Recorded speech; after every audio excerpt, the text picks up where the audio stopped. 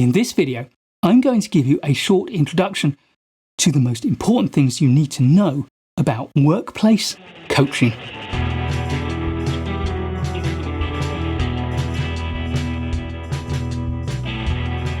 Workplace coaching is a development method which is designed to enhance the performance of individuals in your workplace. And crucially, it's all about bringing out from that individual what they already know and what they can develop for themselves. It's about emphasizing people's personal responsibility for their own performance and harnessing their ideas and their commitment to do it. It's important to distinguish workplace coaching from other similar terms like counseling or mentoring or training. However, in the real world, things are always going to be messier than nice, neat training course or training video definitions like the ones I might give you. In the real world, a little bit of coaching with a little bit of mentoring and a touch of counselling and maybe a tiny extra of training can all go together very nicely. But typically, counselling is more about empathy and feelings and emotions rather than about the practical getting things done and performing effectively. And also, counselling can include a healthy dose of advice. Mentoring can also include advice. It's often about sharing the experience of the mentor with the less experienced mentee, whereas coaching is more about drawing out the experience and ideas from the coachee, with the coach merely asking questions.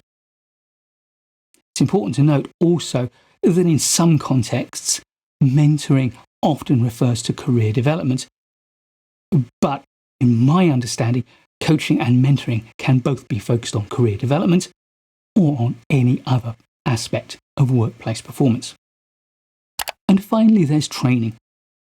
Training is about imparting a body of knowledge, often through a process and often in a very structured way, whereas coaching is far more focused on the immediate moment, the immediate challenge, the context, the situation that the person you're coaching is facing, and drawing from them the ideas that they need to be able to resolve the challenges in front of them, rather than giving them a whole set of ideas that can apply to many, many different scenarios.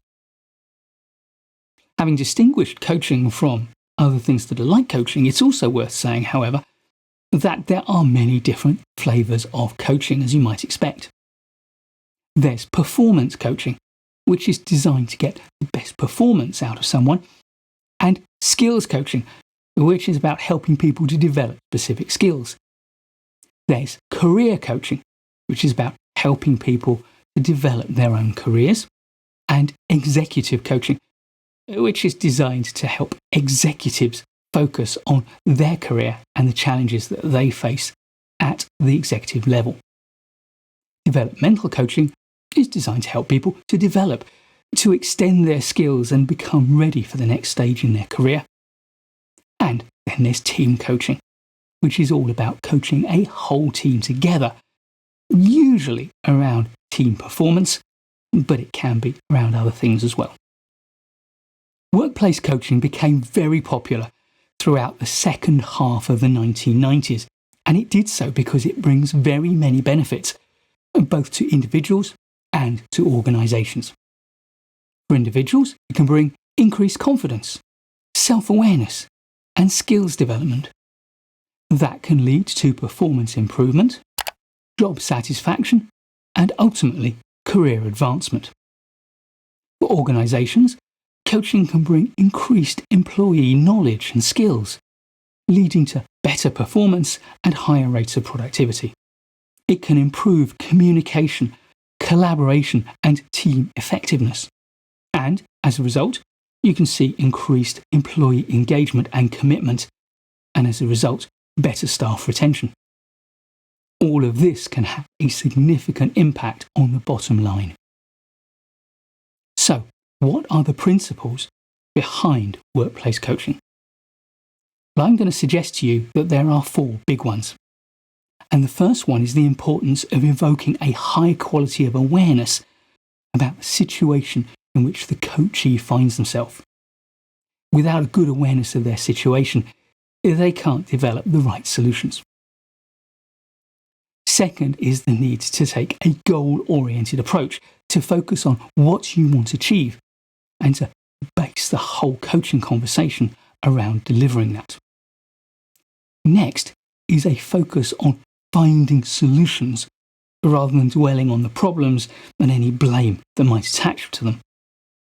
And then fourth, linking closely to that, is the need to evoke a sense of responsibility in the person who is being coached, a sense of responsibility for their own actions and for the choices that they make. Coaching is a collaborative relationship. Experienced coaches may not appear to follow a particular process, but almost certainly they have one in mind. And there are a number of proprietary coaching processes, which I can talk about in a minute. But there is a general underlying principle of the kind of process that most workplace coaching will follow. But, of course, no collaborative process can be effective without first establishing a sense of trust between the two people, the coach and the coachee, or the person who's being coached, and also a rapport, a sense that we understand one another. And for this to work, it's often very important to choose a conducive environment in which to carry out the coaching. If either party feels they're being observed or they don't feel comfortable, then that relationship just isn't going to work. So, what are the broad steps, the overall process we can expect to see in a coaching conversation? It will often start with a discussion about the coachee's goals, what it is they want to achieve. The coach will help them to set clear objectives that are both clearly expressed but also reasonable for the time span of the conversation and the time over which the conversation will apply.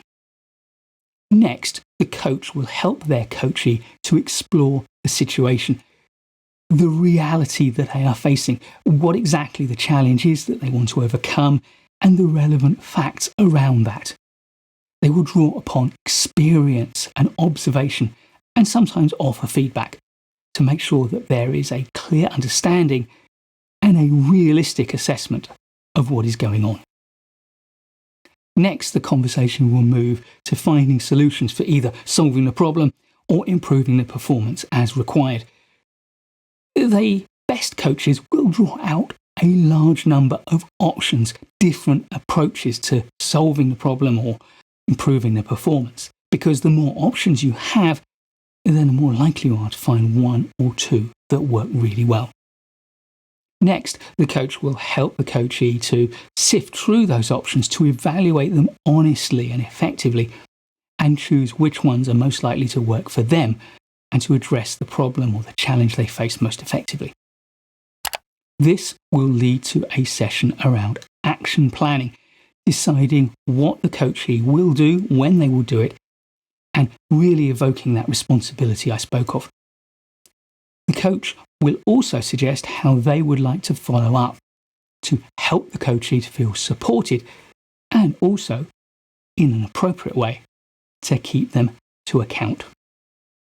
The next stage will be another conversation, but this will be one where the coach may seek feedback from the coachee on how they performed and perhaps offer their own observations as well, and encourage the coachee to reflect on what they've observed, what they've achieved, and what they've learned.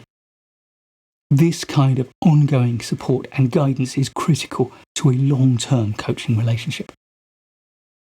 To make all of this work, a coach needs to develop a wide range of skills to support their coaching. They need some emotional intelligence. They need to become aware of other people's emotional states and to be able to empathize with them. But at the same time, they also need to be able to control themselves, and that gives them the ability to detach from highly charged emotional states. To support this empathy, they need to develop skills in active listening, in being able to concentrate hard on what they're hearing and silence that voice in their head that's trying to think what they should be saying. Concentrate instead on what it is that they're hearing. They need to learn to trust that when they have heard someone properly, they can take a moment to think, but the right next question or the right observation will come to them. But powerful questioning and the ability to ask deeper and deeper probing questions is a skill, and coaches need to develop that too.